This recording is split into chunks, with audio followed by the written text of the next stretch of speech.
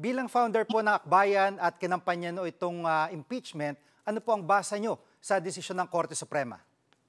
Well, una, it wasn't entirely unexpected. More than 2 weeks ago, lumalabas na yung balita na yan. Actually, halos eksakto dun sa lumabas ngayon na decision ng Supreme Court. Pero dahil siya ay wala namang konkretong basihan, nasa level siya ng rumors. Nabalitaan din na ang magiging basihan ay technicality. Dalawa yung iniisip na technicality na lumalabas doon sa mga rumors na yan. Una ay yung 10 session day ban, kung naabot ba talaga yon. At ikalawa, yung 1-year ban. Yung 10 session day, ito yung 10 session day para maiakyat sa Senado. Mukhang eventually, nag-decision sila na mag-focus doon sa isang technicality, yung 1-year ban. Na unfortunately, parang meron na siyang precedent yung Francisco case. No? Kaya nung lumabas yung chismis na yan, parang hindi namin alam ano ba magiging basihan para i-dismiss. No? So, ang kong lang ay hindi siya masyadong unexpected.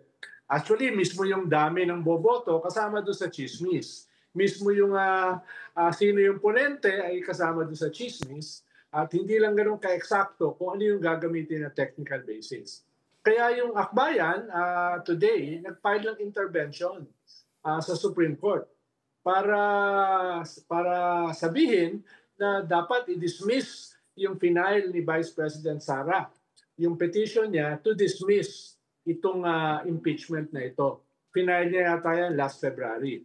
Pero yung ikalawa, yung pinakamahalaga ay medyo nagtataka ako na hindi naman ako abogado, pero alam ko sa procedural due process, kailangan mo munang hingiin yung comment ng, halimbawa, in this case, ng House, bago ka gumawa ng desisyon. Hindi ginawa ng Supreme Court yun . Humingi sila ng information. Hindi sila humingi ng comment. Kaya parang very irregular. Lalo na para sa pinakamataas na korte natin na hindi humingi ng comment bago gumawa ng desisyon.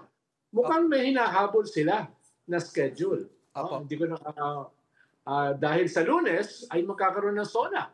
Sa Lunes ay officially magbubukas yung 12 Congress ng Senado na pwedeng pagbotohan yung impeachment na ipinasa sa kanila ng 19th Congress. At simula pa lang, hindi na nagkakasundo ang Kamara at Senado sa usapin ng impeachment kahit tila parehong may impluwensya naman ang administrasyon sa kanila.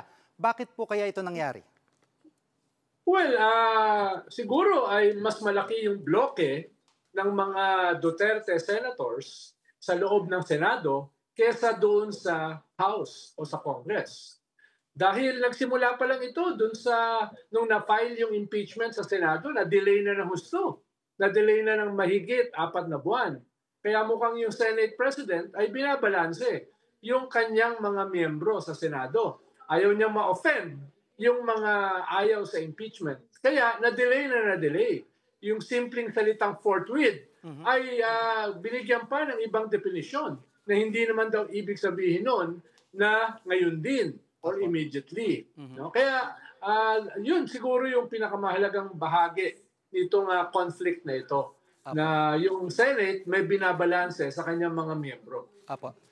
Maraming salamat po si Ginong Ronald Llamas, resident political commentator ng News 5 at One News. Salamat po.